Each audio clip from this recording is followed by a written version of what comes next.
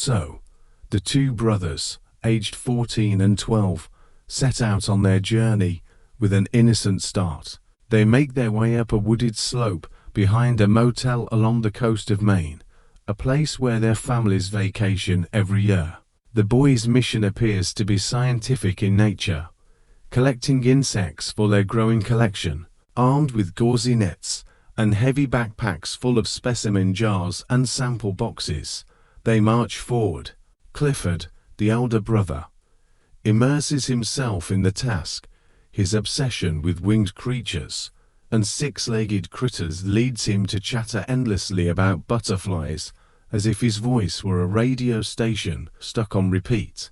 Thomas, the younger brother, remains quiet. He's grown tired of the hobby, but still appreciates the woods and prefers to stay close to his sibling. Suddenly, Clifford's ongoing monologue is interrupted by a loud rustling in the bushes and the appearance of a terrifying figure, a wild-eyed, unkempt old man with a scraggly black beard, dressed in tattered black robes. He seizes Thomas by his jacket, lifts him off the ground, and shakes him violently, shouting disjointed cries and spraying spit.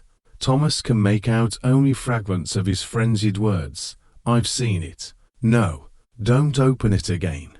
Stop!" Thomas cries out, struggling, but Clifford remains calm.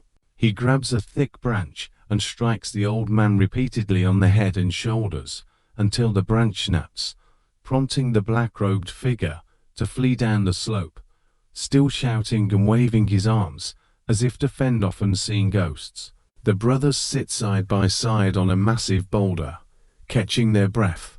Thomas sobs quietly, while Clifford, suppressing his embarrassment over wetting his pants, instead scolds Thomas for being too frightened. In the end, Clifford perceives himself as the day's hero. Ultimately, they decide, or rather Clifford decides, and Thomas agrees, not to tell their parents about the incident. They fear their parents would never allow them back into the woods. After all, the danger is behind them. Also, they believe that crazy psycho, as Clifford puts it, was probably just a drunkard, a beggar, a vagabond who stumbled down the hill and onto the highway, where he was either struck by a truck or taken away by the police. In any case, he won't be back. A few days later, after their usual diversions of visits to the local lake, the beach, and the art museum in Rockland, along with numerous stops at roadside antique shops, Clifford and Thomas once again set out on their insect hunting expedition, climbing up the same hill. But this time, their search led to a shocking discovery: no deranged old man in sight. Deep in the woods, they stumbled upon a grand structure, an estate, a mansion, a mysterious castle emerging from the fog of dreams. Its endless gables, turrets, and shadowy voids of windows seemed entwined with sinister shades, like a mountain of stone stretching across the horizon, dominating the entire landscape. This was not the sort of sight one might expect to find in the woods of Maine. The state had its share of abandoned farms and crumbling old houses, deserted decades ago by farmers whose battle with barren soil ended only in desperation. Clifford and Thomas were familiar with such places, having found antiques in old houses, lanterns from the Revolutionary War, trunks of old journals, pottery, and bottles. But this place was different, an echo of an ancient beast stirring from a long slumber. Its decaying towers draped in wild vines, trees bursting through the roof, it all created an image of something diabolical, sinister, and inevitable. Thomas felt drawn to the place, as though it were calling him, beckoning him into a realm of darkness where horrors and ancient secrets awaited. For the first time in his life, Clifford was nearly speechless and could only manage to exclaim, "Holy!" But Thomas was enchanted by the place. It reminded him of the visions from his nightmares, something terrifying and immense, a leviathan rising from the depths of oblivion. As he climbed the creaking, leafleted steps and pushed open the heavy front door. He felt as though he were surrendering himself to the depths of a dark abyss, where leviathans lurked and strange terrors waited for him. In the distance, he could hear his brother's cry, "Hey, I wouldn't do that if I were you." But it was too late. Thomas was already lost in the dark abyss, drawn in by the unknown horrors that awaited him. In the stillness that seemed to foretell disaster, the door creaked open, and darkness swallowed Thomas whole. That was the last thing Clifford saw before his brother vanished from his life forever.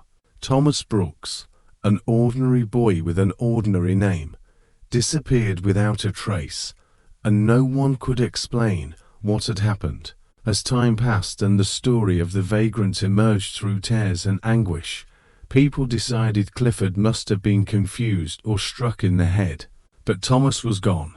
Photos on milk cartons, journalists, and sensationalist tabloids achieved nothing, merely boosting the profiles of charlatan psychics who could no more find Thomas than the police could. Of course, the entire hilltop was thoroughly searched, yet there was no mansion, no castle, not even the remnants of a farmhouse, just wildwoods. The family never vacationed in Maine again, and Clifford grew up consumed by his entomological obsession. But that was not the end. Things took a darker turn. For a long while, as if trapped in a surreal dream, Thomas wandered blindly in the darkness. He passed through several rooms, some empty, others cluttered with furniture and boxes. The air carried the dry scent of old wood, typical of abandoned houses. Thomas had expected dirt and dampness, but found none. He rapped on the walls, feeling their solidity. At first, fear gripped him for trespassing into this unknown place. But after navigating countless rooms in total darkness, Thomas realized he was lost and unsure what to do. He cried out, and his voice echoed back, yet the house responded only with faint creaks, typical of old buildings. Hours seemed to pass, and Thomas grew hungry, tired, and frightened. It felt as though he had stumbled into a grave in his sleep, awoken in an unfamiliar place, still within a dream, unable to find his way out. Thomas knew he wasn't dreaming. Everything felt too solid, too real. The pain from stumbling over the stairs in the darkness was too sharp to ignore. He crawled, feeling his way along, until he reached the top, where he paused to catch his breath. He settled on the final step, propped his elbows on the smooth floor behind him, and drifted off, perhaps a dream within a dream, perhaps not. He imagined himself inside the belly of a winged beast that masqueraded as a house resting in the woods. It opened its eyes, and starry light flooded its depths. Thomas saw to tall, arched windows, the creature's eyes, and the night sky beyond. The moon was rising big, bright, and closer than ever, though Thomas knew there were 2 weeks left until the full moon. He had a touch of Clifford's pedantry. Then a hand settled on his shoulder and said, "Hello, Thomas." Thomas shrieked and jumped back from the window. This was no dream. "Hello," he whispered, startled. The other person responded unexpectedly. Instead of saying, "Welcome to hell," or "You know you're dead now, don't you?" the stranger simply said, "Come along, breakfast is ready." Thomas could only follow the other man into an adjacent room, where a breakfast of eggs and bacon and a glass of juice was laid out on a polished table. The room was dimly lit by candles in wall sconces. Thomas sat at the table, eyeing the man across from him clad in a black robe, younger and neater than the wild man in the woods. But if they were monks, they likely belonged to the same order. This man had coal-black hair, like Thomas, and a pointed beard, which Thomas could never achieve. "My name is also Thomas," the stranger introduced himself. "You can call me Big Thomas to avoid confusion. You'll be Little Thomas." He smiled, but Little Thomas found no comfort in it. "Was I kidnapped?" Big Thomas chuckled softly. "You've got a lot to learn. Eat your breakfast." Thomas began eating, then paused. "So, after this, I go home." Big Thomas remained silent. Instead, he placed a jar of preservative from Little Thomas's backpack on the table and held it up to the candles. Inside was the prized specimen, a source of pride the day before this nightmare, a perfect white admiral butterfly. Its upper wings resembled white birch bark, while the lower wings and underside were patterned with dark and light wavy lines, creating a kaleidoscopic effect that confused predators. These creatures could only be found in the northern woods of New England, not in Philadelphia, where Thomas usually lived. He started to protest when Big Thomas opened the jar. Even across the table, Thomas caught the pungent scent of tetrachloromethane, the preservative the boys had acquired because their father worked as a chemist at the DuPont company. Big Thomas carefully removed the butterfly and placed it on his palm. He didn't breathe on the butterfly or mutter any incantations, but to Little Thomas's astonishment, the creature stirred. It climbed onto the tip of Big Thomas's finger and fluttered its wings. He tossed it into the air, and the butterfly flitted higher and higher, toward the dark rafters overhead. But it was dead. Little Thomas murmured, incredulous. The other man spread his arms wide, as though embracing an invisible world. "At a particular point in time," he said, "the butterfly is alive. Before that point," he gestured left, "it does not exist. After that point," he swept his right hand, "it is indeed dead. In the interim, it lives. Return it to that moment in time, and it will revive." Is this a miracle? No. It's your lesson for today. Now finish your breakfast. And Little Thomas grew into a man. But the journey was not a simple one. This would not be a fairy tale about a boy who stumbled into an enchanted land, met a mysterious mentor, and they became friends, teacher and pupil, or even like a father and adopted son, their lives filled with wonders, until the boy set out to face a great evil and save the universe. No, nothing like that. Thomas, or Tommy Brooks, had read such stories, but he knew they bore no relation to reality. Thomas could never shake his fear. He was afraid when, right after breakfast, Big Thomas led him to the windows, through which he had watched the full moon rise. But now it was daytime, though the trees were barren and snow blanketed the ground. "But it's July," he protested. "July was, and July will be again," Big Thomas replied. "But it won't be the same July." It explained nothing. To many, answers sounded like the kind of wisdom found in a fortune cookie. Thomas thought they seemed profound, yet they truly explained nothing. The realization that he and Big Thomas weren't alone in this house filled him with dread.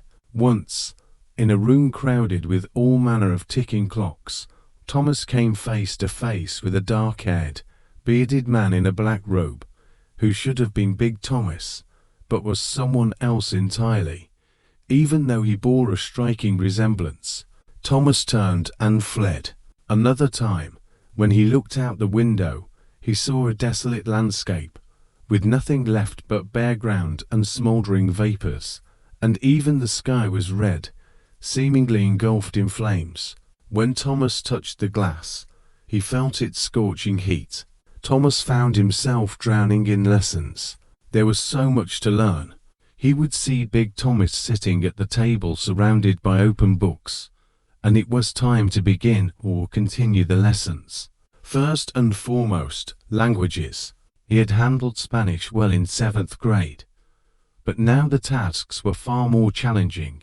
Greek, Latin, and languages Thomas had never heard of before, yet they surfaced in his mind as if he already knew them and was simply recalling. This gave him the ability to read at least excerpts from strange books in the vast library that seemed to exist everywhere and nowhere. Sometimes the shelves appeared empty, but Big Thomas would reach for one, and the book he needed would be there. Sometimes a book would just appear on the table in front of them. Sometimes Big Thomas would lead him into boundless rooms full of books, where the tiers of galleries vanished into darkness overhead. Later, Thomas could never find these rooms on his own. They read together by the dim light of candles or an oil lamp, and Big Thomas shared deep knowledge with him, particularly about the nature of time, which, according to him, flowed not only forward, but backward as well, allowing the future to seep into the past and vice versa, merging into an endless vortex, like blending colors on a painter's palette. The house itself seemed to sway like a pendulum across centuries, back and forth, back and forth. One day, Big Thomas brought Little Thomas to a window and showed him jungles teeming with dinosaurs, where cities of black stone loomed in the distance. Another time, the landscape outside the window transformed into a barren desert, scorched by an enormous, swollen red sun. In this wasteland, massive beetles moved about on machines, resembling monstrous, fire-breathing spiders. Sometimes their isolation was broken by strange beings, dark-robed figures emerging from the corners of the room. Watching them with hope, Little Thomas wondered if he had gone mad, died, or been abducted by extraterrestrial beings. But he had no choice but to keep going. One day he reached a round room at the top of the tower. Through circular windows resembling portholes, he could see nothing but stars. In one window, two radiant stars, one green and one blood red, burned so brightly they were almost painful to behold. Something unusual was happening with gravity in the room. His body felt heavy. His breathing labored in the thickened air. Nonetheless, he turned away from the intense light of the stars and made his way to the center of the room. There, on a pedestal beneath a glass dome, lay a boy in a black robe who bore a striking resemblance to Thomas himself, only slightly older. And Thomas realized that by becoming this boy, he had created the house, this reality, his own life, and everything around him. His mind could hardly comprehend it all, but Thomas knew that it all began here with the boy lying in the glass coffin, dreaming the house swinging through time back to the hillside in Maine in 1964, where he had caught Tommy Brooks. And so the cycle continued endlessly, each incarnation giving way to the next, like looking at oneself in an infinite maze of mirrors, stretching into the future. Sometimes, Thomas dreamt of the white admiral butterfly flitting through the darkness. Upon waking, he spoke aloud, "I want to go home." Thomas awoke not in a coffin, but in his own bed. It wasn't his actual home, but his shelter, near the dining room, and at the top of a long staircase. He rose and put on his black robe and sandals, in which he always moved now. Thomas had been there long enough for his attire to change from the blue jeans, flannel shirt, and jacket he wore when he first arrived. Following instinct, Thomas descended the stairs, passed through the grand hall, and to his surprise, found the front door open. He felt the urge to hurry, to leave the place as soon as possible. Perhaps Big Thomas had gotten distracted or fallen asleep on the job. Could Thomas have awakened from a prolonged nightmare, casting aside the last months or years like an old coat? If he lingered, would he fall back into that twisted dream, losing his grip on reality? He swiftly descended the creaking porch steps, strewn with leaves as he remembered. Thomas knew where he was, the woods of Maine. He looked back at the house and saw it fade into shadow, blurring as if composed of smoke. But the white birches remained solid, as did the ground beneath him. Thomas hurried down the slope. Within minutes, he noticed the leaves had changed color. Goldenrod appeared in patches here and there. This meant it couldn't be July. Thomas wasn't bothered by this. He kept going, stumbling a few times and realizing that navigating the overgrown slope in a floor-length robe wasn't easy. He wrapped the robe around his waist, leaving his legs exposed, and they were scratched by thorns. Despite this, Thomas emerged from the woods into the familiar backyard of a motel. He crossed the overgrown lawn. The motel was closed, the driveway empty. Perhaps it was simply off-season, but Thomas knew where he was, and that alone brought him immense relief. Before him lay Route 1. A freight truck rumbled by. Beyond the road was the field where he and his brother had often hunted butterflies.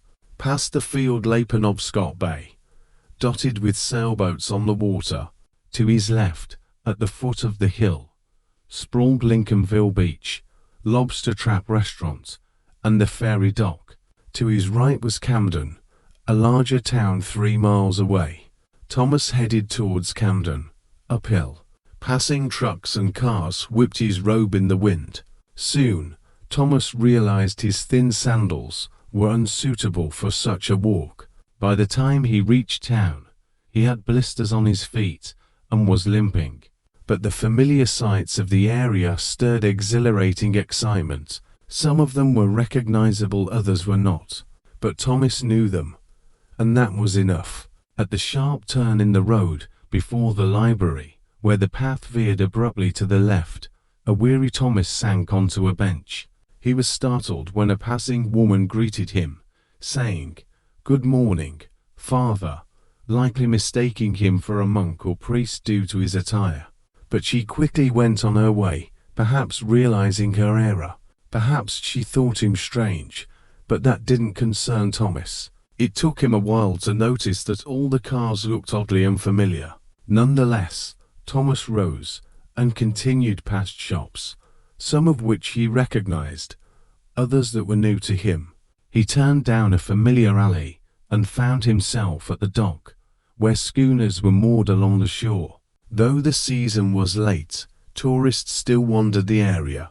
Soon Thomas realized people were staring at him, so he retreated and climbed the familiar steps to Bayview Street, which led off Main Street and nearly reached the water. On Bayview stood a quaint bookshop where he had spent countless hours. His parents were friends with the owner, Mrs. Lowell. He stopped at the shop window, gazing at the familiar shelves. But then Thomas caught sight of his own reflection in the glass and stared at it, realizing his face was no longer the face of 12-year-old Tommy Brooks, the future retired entomologist. Instead, he saw an older youth. Dark whiskers were starting to sprout on his upper lip. Then, an elderly woman stared at Thomas from the window of the store. It couldn't possibly be Mrs. Lowell. Perhaps it was Mrs. Lowell's mother. Her expression showed shock and even a hint of fear, as if she'd just seen a ghost. Thomas quickly turned and hurried up the slope, past shops, heading directly to the library. One of the shops housed a newspaper kiosk built into the wall. A stack of newspapers lay on the sidewalk. Thomas froze when he saw the date on the top paper, September 8, 1997. Now he understood why the cars had seemed so strange. Now he realized his plan to find a payphone and call home wouldn't work. First, he didn't have any money. In the pocket of the old jeans he'd left back at the house, there were a few coins from 1964 that might have helped him, but he hadn't brought them. Without them, his only option was to plead with the operator for a collect call. And then what? Were his parents still alive? Clifford would have turned 47. Thomas returned home after a long and torturous walk, weary and weeping. He'd lost his sandals somewhere along the way, likely while scrambling up the hill, and his feet were bleeding. Big Thomas was waiting for him at the top of the stairs and embraced him with firm, almost caring arms. But no comfort was offered. He merely held him tightly, his face showing satisfaction, as though a crucial lesson had been completed. Now the narrative turns to me.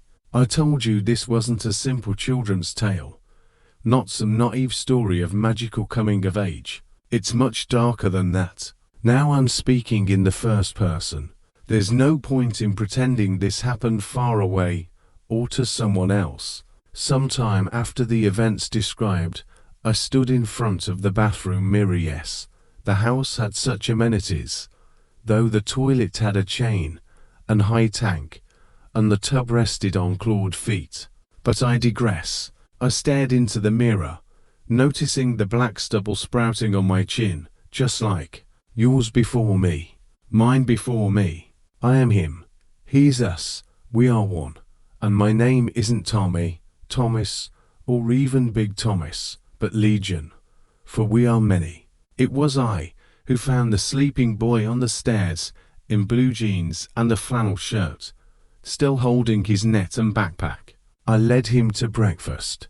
I knew what he felt, because I remembered those feelings. I astonished him with the resurrected butterfly, because I once felt the same amazement. I knew he would dream of that butterfly and identify with it, imagining himself soaring upward through the dark corridors of the house, in terror and growing despair, but always clinging to the hope of finding an escape. My task was to teach him and show him many wonders, for I had walked this path before. As I stared at myself in the mirror, I practiced grooming my beard as it grew.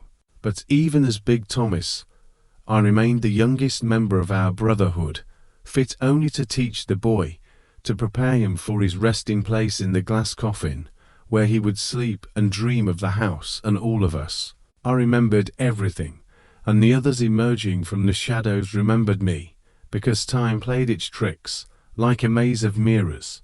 We, they, and I awaited the cycle's completion, like a serpent devouring its tail or an endless Mobius strip. You ask, for what purpose? I'll tell you everything I learned from my older selves, about the purpose of this enchanted, half-living house with its countless rooms, swinging through eternity like a clock on a chain. Watch the clock. Watch the clock. Are you asleep yet? Are you submitting to me? Not for research or the pursuit of scientific knowledge, not for conquest, but ultimately for worship. Now the house was filled with spirits and beings flitting like butterflies in the darkness between stars. Now my other selves guided me and led me through infinite towers I hadn't known existed, through rooms with distorted gravity where universes intersected, past windows that looked out on unknown suns and worlds. Sometimes we conversed with monsters summoned from the abyss. Sometimes, as allies or enemies, we fought in strange wars. I learned the secrets of black worlds spinning in the endless void, where sentient fungi slumber in gleaming gardens, and I discovered the secret name of chaos. Now mighty forces gathered around us. The earth was but a speck to them. I was also a speck to them, yet at the same time, like a tiny cog in a colossal machine, too small to be noticed, yet still essential for now. In the high chambers of the house, we gathered for a sinister ritual, and among us was an otherworldly being, whose skin flowed like living black metal, and whose eyes and face were so terrifying that one could not look upon them. This was the mighty and eerie emissary of our Dark Lord. Oh yes, if the house, which is not a house, swings through eternity like a clock on a chain, then whose hand holds that chain?